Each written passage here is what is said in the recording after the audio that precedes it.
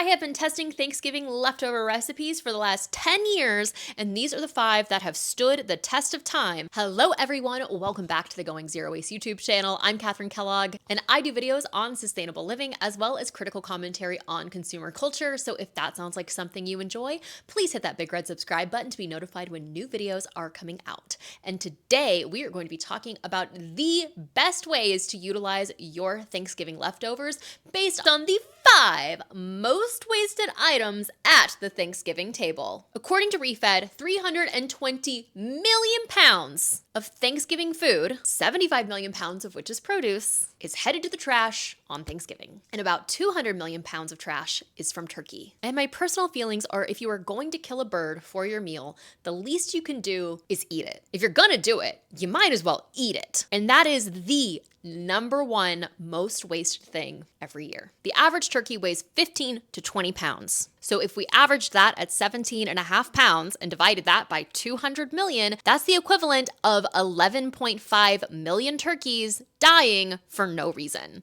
So if you're gonna have turkey, let's talk about it. A lot of the waste comes from people getting absolutely sick of eating turkey and then letting it go bad in the fridge. When it comes to leftovers in general, a lot of people get sick of eating the exact same thing, so they keep it in the fridge for too long and then it goes bad or it doesn't smell right and then they throw it away. One of the best things to do on the day after Thanksgiving would be to completely debone your turkey. Take all of the usable meat off and then take the bones, put them in something like your Instant Pot if you have one, or your crock pot if you have one, or on the stove if you have one. I personally would make a bone broth. You can make bone broth in an Instant Pot by cooking your bones with water and a splash of apple cider vinegar on high for 90 minutes and then let it have a natural release overnight or for 12 hours. You can then freeze this or use it immediately to make something like soup. Take all of the meat that you've removed from the turkey, save out 2 to 3 portions that you might be using in any upcoming dish, and then freeze the rest. So that way you can go back to eating something else that you enjoy for a while, and then you can revisit the turkey later.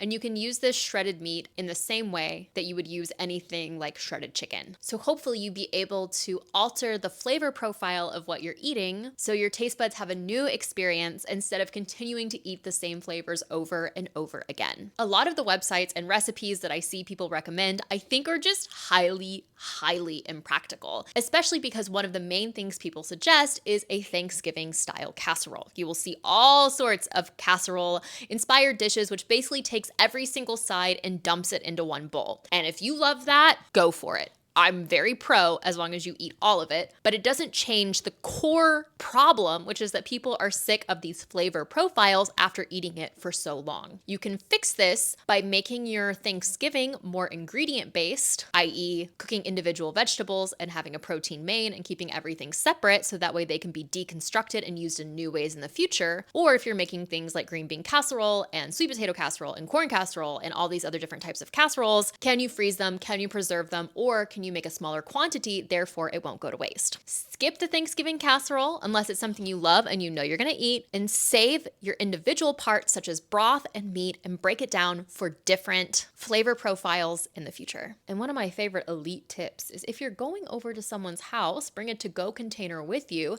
and if you're hosting, request that people bring to-go containers with them so that way people know it's okay to take the food home so you can reduce your overall burden of waste and everyone gets to have a delicious meal to enjoy the next day. On all of my party invitations, I always ask that people bring to-go containers so they can take a little bit of the party home with them. The next most wasted item is mashed potatoes, which I find to be very shocking. I find that to be a very shocking revelation, but it does make sense to me because it seems like it's something that people always overmake on, even though they are delicious. Now, frozen mashed potatoes can be really gritty if they don't have a high enough fat content in them. So if you're going to freeze them, it's actually recommended that you add more fat to your recipe so that way they can freeze and maintain more of their original consistency. For me, the deep fried croquettes, which delicious are gonna have to be a pass. I find that so many of the recipes, they're just doing too much. And the day after Thanksgiving, the last thing I wanna do is spend another 2 hours in the kitchen to deep fry my mashed potatoes. That is just a level at which I am not prepared to be functioning.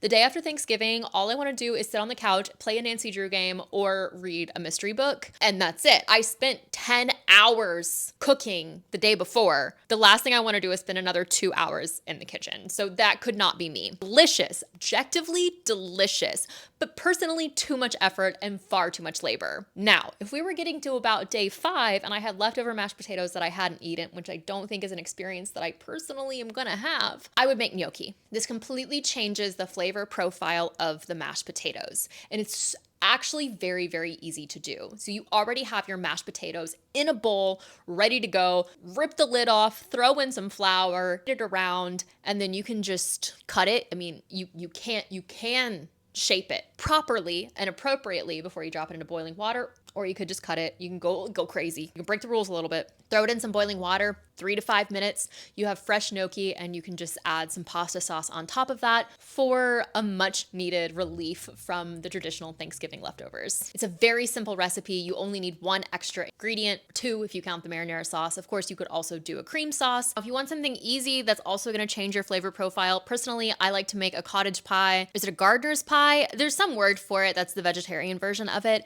I really like to make mine with lentils and vegetables like peas and carrots. If you had a more ingredient focused Thanksgiving, you could also throw some of those vegetables in there and then put the mashed potatoes on top. I always think that's really delicious. And so both of those are going to get a pass for me because they're easy to assemble and they will change the flavor profile, hopefully enough that you'll still enjoy eating it without feeling like you're eating the same thing over and over again. So skip the labor intensive deep fried croquettes, save for the gnocchi, save for the cottage pie. Up next, we do have vegetables. As we mentioned, vegetables get thrown out at an astronomical rate this time of year. 75 million pounds of produce is headed straight for the trash. And I have to think that's because a lot of it is in some sort of casserole that's very difficult to rematerialize in a new way. We're a very ingredient-based household for Thanksgiving. The only casserole we make is green bean casserole because it is my favorite. But I do love hearing about interesting casseroles or interesting dishes that people have that's tradition from their family. So if you have one, please let me know in the comment section down below. I am so curious on what it is for you. I think it's very difficult to reconceptualize a casserole. And again, a lot of the suggestions I'm seeing are usually pretty high lift. And I don't think a lot of us are looking for high lift recipes at this time. I will say, I did see someone mention a green bean casserole pasta where you make noodles and then you throw them in the green bean casserole. And I don't hate it. I don't hate it. But also I think I'd rather just eat green bean casserole. It doesn't change the flavor profile of the green bean casserole. So if you're trying to find ways to avoid wasting food because you're sick of the flavor profile, it's just not gonna be it. So while I'm intrigued, it's gotta be a pass. And for me, the 2 most impactful recipes are I really enjoy taking any leftover vegetables we have and making a hash for breakfast. Or if you have carrots, I know that sweet honey glazed carrots are a very common side dish this time of year. And while personally that is not my favorite dish on the table, a great way to upcycle those in a way that you're going to want to eat them is carrot soup. I have a curried carrot soup recipe that is out of this world, and taking those carrots and adding some of those warm spices is a great way to completely transform this dish into something that's going to be cozy and easy and that you're actually going to want to eat. Take those carrots, put them in a stock pot. You can add a little bit of vegetable stock or water, bring that up to a simmer, let it all soak for a little bit. I would use an immersion blender to break all the carrots down. To keep this super simple, you can take something like Patak's curry paste,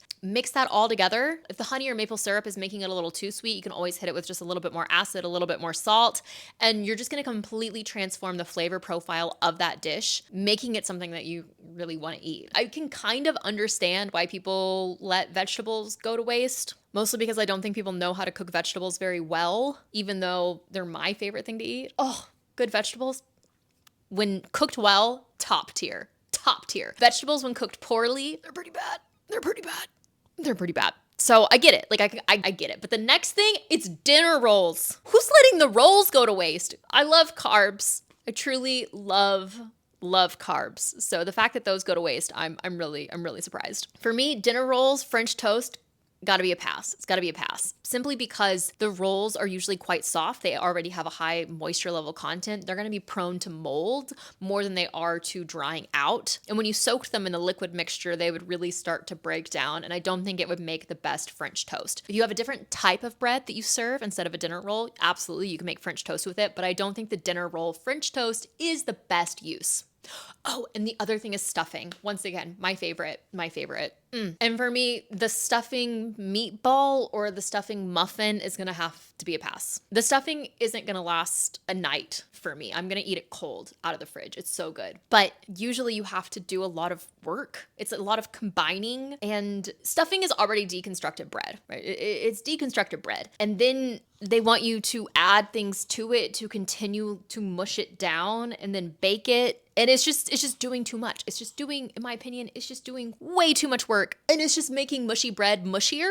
One of the reasons why people don't like eating leftover stuffing is because it can become too mushy. So we're leaning into the ick factor. And I don't like that. So it's a pass. It's a pass. Stuffing muffins, pass for me. Bread, dinner roll, French toast, it's also going to be a pass for me. Now, one thing I think would really help stuffing, especially if your stuffing is starting to get a little soggier, someone mentioned putting it in a waffle iron. And I do think that's really smart because you're going to be able to crisp it up and hopefully be able to put a little bit more life back into it so it's less mushy and more appetizing to eat. So I am pro stuffing waffle, and also very easy. You take it, you put it on the waffle iron, you close it, it's done, right? That's something that's so simple. You could also technically just put it in a skillet, brown it on one side, flip it over, and hopefully dehydrate it a little bit, add a little bit more crunch, and put some of that appetizing back on your plate. Now, when it comes to the dinner rolls, which are a little bit softer, one of the ways to really lean into that, I think, would be something like a breakfast strata or a breakfast casserole. I'm a really big fan of taking leftovers and using them for breakfast and reinventing them in that way. And a breakfast strata is usually chopped up bread,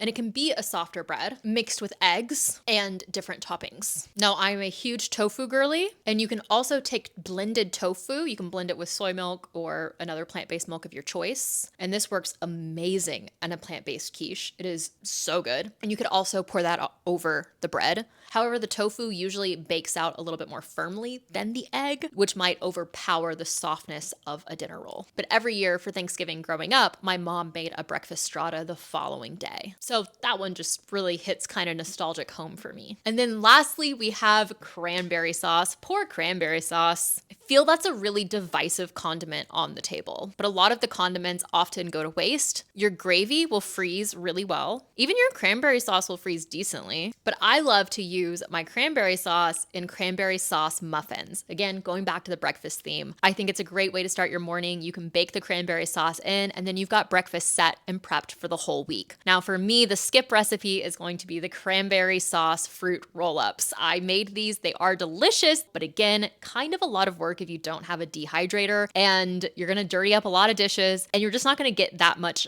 out of it. So you're gonna do all of this labor and then you only get 5 to 6 treats. And that's not enough treats for the amount of labor, in my opinion. If you have a food dehydrator, it does make it a lot easier. And I do think it's a really fun thing to do. And you can do it with any type of fruit. But effort-wise, it's just a little too much effort for me after Thanksgiving. So it's a good recipe, just be a skip. Now, all of these recipes are going to be in the description box down below. I really hope you enjoyed this video. If you made it all the way to the end, please give it a thumbs up. I'm Catherine Kellogg. I do videos on eco-friendly and sustainable living, as well as critical commentary on consumer culture. So if that sounds like you, please hit that big red subscribe button and ding the little bell to be notified when new videos are coming out. And I will see you next week with a new video. And if you agree with that, please give this video a thumbs up. It really helps my video with the YouTube algorithm.